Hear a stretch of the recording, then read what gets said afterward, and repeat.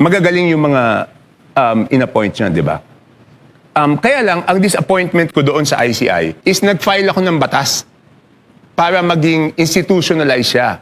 Yung infrastructure, Independent Commission Against Infrastructure Corruption. So, final ko yon, naka-break kami, undas break. Tapos, nung naka-break kami ng undas break, pagbalik namin ng November 13, minarathon hearing namin yun, 1 to 6 p.m. So, natapos.